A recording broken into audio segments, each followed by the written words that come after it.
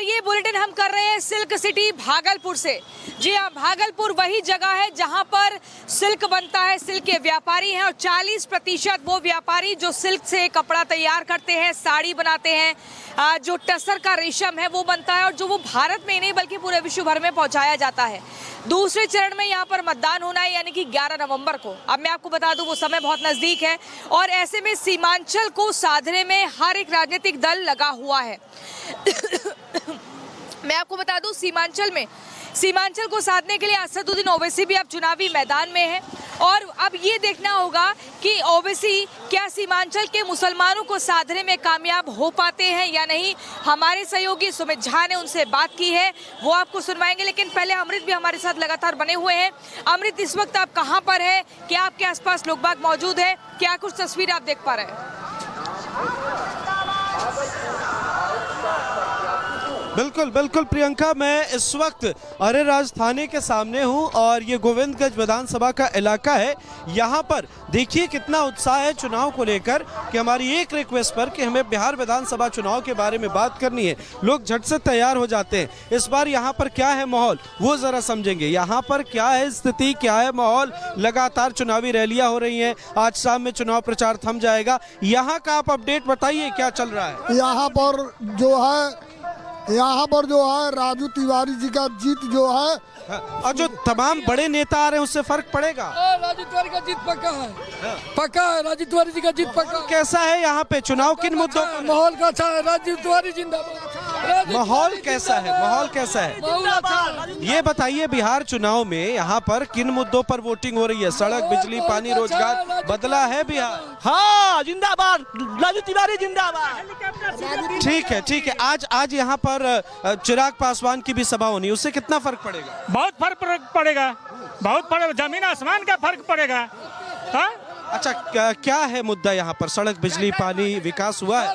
यार सब कुछ विकास हुआ है, सड़क, बिजली सब कुछ राजू तिवारी जी ने दिया है, सब दिया है। ठीक है, ये जो तमाम बड़े नेता आ रहे हैं बिहार में, प्रचार कर रहे हैं, पहले चरण में बम्पर वोटिंग हुई, दूसरे चरण में क्या उम्मीद है? जुआ के वो नेता है ना भाई, वो तो आएंगे, हमारे बीजेपी के नेता आएंगे, जमीन आसमान ये कर देंगे। अच्छा, ये बताइए, सुरक्षा एक बहुत बड़ा सवाल है और ये इलाका भी जो है, यहाँ पर एक वक्त था जब सुरक्षा को लेकर कई चीजें कर, अभी क्या स्थिति है? अभी तो बहुत बढ़िया है और अच्छा है। पहले लालटेन का जलवा रहता था तो हम लोग दिन दहाड़े नहीं निकलते थे घर से, शाम हुआ था घर में ताला लॉक हो जाता था। जब से बीजेपी सरकार आया है हम लोग बिंदास सोते हैं, बिंदास रहते हैं, कोई किसी प्रकार का डर नहीं है। रात का चलिए, बिंदास चलिए, लालटेन का दरकार नहीं है। राजू तिवारी जिंदाबाद, बीजेपी जिंदाबाद। ठीक है, लेकिन ये बताइए, पहले चरण में बम्पर वोटिंग हुई है, अमृत, दूसरे चरण में बात कर रहे हैं, अमृत ये बता रहे हैं। अमृत, ठीक है, लोगों ने बताया है कि आखिर क्या कुछ मुद्दा रहेगा चुनाव के लिए, लेकिन मैं दर्शकों को ये बता दूं कि सीमांचल में जो मुसलमान हैं वो किस ओर जाएंगे। क्या जो MY समीकरण साधने का प्रयास कर रहे हैं महागठबंधन के तमाम राजनीतिक दल, वहां पर भरोसा होगा? क्या जहां पर लगातार अगर भारतीय जनता या NDA की मैं बात करूं, जो बिना जात पात भेदभाव के सभी सरकारी सुविधाओं का लाभ दे रहे हैं, वहां पर, या फिर ओवैसी भी इस बार चुनावी मैदान में सीमांचल से हैं। और मैं आपको बता दूं कि मुसलमानों को साधने का हर तरीके से भरसक प्रयास किया जा रहा है। अभी देखना होगा कि कितना जनता वहां की भरोसा कर पाई है। हमारे सहयोगी सुमित झा ने बातचीत की है असदुद्दीन ओवैसी से, आपको सुनवाते हैं।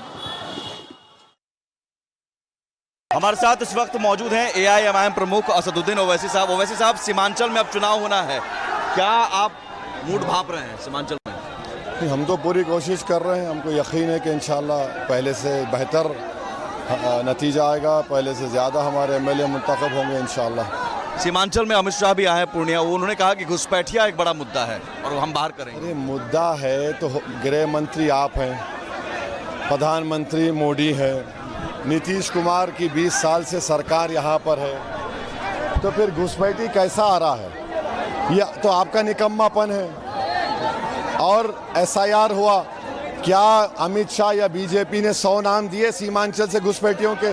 नहीं दिया। ये सिर्फ सीमांचल की जनता को बदनाम करने के लिए, एक समुदाय जो मुसलमान है उनको बदनाम करने के लिए। सीमांचल में आपने कुछ काम नहीं किया, सब काम आपने पटना, राजगीर में किया। यहाँ पर एम्स नहीं है, यहाँ पर IIM नहीं है, सेंट्रल यूनिवर्सिटी नहीं है, यहाँ पर अस्पताल नहीं है, कुछ नहीं है। यहाँ पर बीमारी है, अविकसित बच्चे पैदा होते, मृत्यु दर ज़्यादा है, एनीमिक हैं बच्चे, इलिटरेसी ज़्यादा है, पानी में डूब के मरते हैं, बाढ़ में ज़मीनें कट जाती हैं, पुल नहीं बनता। और आप बोल रहे घुसपैठी आया, तो आप कुछ काम नहीं किए तो इसको आप कम्युनल कलर देना चाहते हैं। एक बड़ी बात तेलंगाना सीएम रेवंत रेड्डी ने कहा कि मुसलमान मतलब कांग्रेस और कांग्रेस मतलब मुसलमान। अरे भाई, रेवंत रेड्डी तेलंगाना का चीफ मिनिस्टर है, जिम्मेदार आदमी है, वहाँ बाई इलेक्शन हो रहा है, अब हम क्या बोलेंगे? क्या मुसलमानों को रिझाने के लिए, अपने पक्ष में लाने के लिए कह दिया जाएगा, एक एजेंडा सेट किया जाता है कि मुसलमान मेरे पास ही रहेंगे? आप कह रहे हैं कि उनका वोट बैंक मत बनो।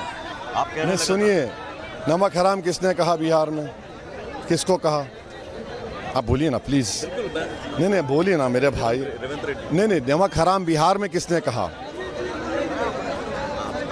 नहीं, अरे अरे भाई, नमक हराम तो बीजेपी के केंद्र के मंत्री ने बिहार के मुसलमानों को बोला नमक हराम। आप बताइए, केंद्र के मंत्री हैं, उनका जाती पैसा तो नहीं है, मगर वो बोले, उस पर आप लोग चुप्पी बनाए बैठे हैं। कुछ तो बोल देते हैं उसके ऊपर, आप बोल ही नहीं रहे। मुसलमानों को लेकर आप कह रहे हैं कि अब डिप्टी सीएम नहीं, सीएम, सीमांचल का बेटा सीएम बनेगा। दलित और मुस्लिम डिप्टी सीएम बनाने की बात कांग्रेस की तरफ से कही जा रही है। सीएम सीमांचल का होगा, बुरी बात क्या है? होना चाहिए। पहले आपने डिप्टी सीएम की बात कही। नहीं, हम नहीं किए। हमारा मानना है कि डिप्टी सीएम संविधान में है ही नहीं कोई ऐसा पोस्ट, कोई पोस्ट ही नहीं है।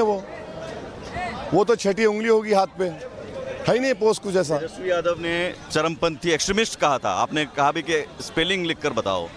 ये चरमपंथी कहना, आपको लगता है कि वो परेशान हैं? अब कई बार वोट कटवा कहते हैं। बात सुनिए, कटिहार जाइए, कटिहार में राजद का कैंडिडेट कौन है? अग्रवाल साहब। उनके पिताजी कौन है? बीजेपी के एमएलसी। उनकी माँ कौन है? बीजेपी की मेयर। और आप बीजेपी को रोकने का दावा करते हैं और हमको गाली देते हैं। फिर आप चले जाइए नरकटियागंज, वहाँ पर दीपक यादव कौन है? विश्व हिंदू परिषद का। तलवारें बांटने की तस्वीर नजर आएंगे, बकरी मुर्गा तो नहीं काटेगा वो। फिर आप चले जाइए गौरा बोरम, जो चुनाव हो चुका है, अफजल अली को टिकट देकर आप मुकेश सानी, संतोष सानी के वोट डालने के लिए चले गए। फिर खुर्रम 33,000 जीता, उसका टिकट काट के आपने 2 यादवों को टिकट दे दिया। तो इनके कितनी मिसालें। और हमको चरमपंथी कहना, ये इनकी मानसिकता को बताता है कि यहाँ पर जिसके चेहरे पर टोपी दाढ़ी है सर पे, वो चरमपंथी है। तो इनका जहर सामने आ गया। MY समीकरण को लेकर भी आपका भाषण मैंने सुना, कई बार आपने कहा ये मल्लाह यादव है, अब मुस्लिम यादव नहीं है। नहीं, मल्लाह 3.5% है। उनके नेता ने बड़ी जिम्मेदारी से कहा कि मल्लाह का बेटा उप मुख्यमंत्री होगा। तो 17% अल्पसंख्यक समाज मुसलमान है, उनको क्या लॉलीपॉप देंगे आप? ये हमारा सवाल है। 14% यादव में 36% टिकट देते हैं उनको आप। ये क्या है? ये सामाजिक न्याय है? बताइए आप। ये सवाल है हमारा। क्या MY अब मुस्लिम यादव आप कह रहे हैं उसमें सेंध लग गई है? और ओवैसी साहब, MY का सवाल ये है कि M खाली वोट डालने का काम करता, जब M वोट लेकर नेता बन रहा है तो ओवैसी बी टीम है। जब तक बंधुआ मजदूर थे बहुत अच्छे थे, जब हमने जंजीरें तोड़ दिए, कहा कि हम हिस्सेदारी और करेंगे, हम दरी नहीं बिछाएंगे, हम नेता बनेंगे और आज़ाद लीडरशिप को बनाएंगे सीमांचल के लिए, तो गाली दे रहे हैं। बी टीम की बात की, इमरान प्रतापगढ़ी का बयान आया कि भाई आप हेलीकॉप्टर पर उड़ते हैं और पेट्रोल कहाँ से आता है? अरे एक मुखिया का चुनाव नहीं जीत सकता वो, समझे ना। हम 5 लोकसभा का इलेक्शन जीते, 2 विधानसभा का जीते। हम अपने वालिद साहब के 2 पार्लियामेंट के चुनाव के इलेक्शन एजेंट थे। तो उनको बोलते हैं कहाँ से आया, किधर से आया। तो फिर तुम्हारे नेताओं के पास इलेक्ट्रल बॉन्ड आया नहीं आया? बोलो, कितना इलेक्ट्रल बॉन्ड मिला तुम लोगों को? भाजपा को कितना मिला? वो भी तो सबके सामने है। बीजेपी को मिला, रीजनल पार्टीज को मिला, इनकी पार्टी को मिला। और आपको इतनी जलन क्यों हो रही है? इतनी हसद क्यों हो रही है? आपको तकलीफ क्यों हो रही है हमको ऐसा देखकर? आप ये समझ रहे हैं कि हम तरक्की ना करें? इंशाअल्लाह ताला सीमांचल का बच्चा एक दिन हेलीकॉप्टर कंपनी ओन करेगा, देखना आप।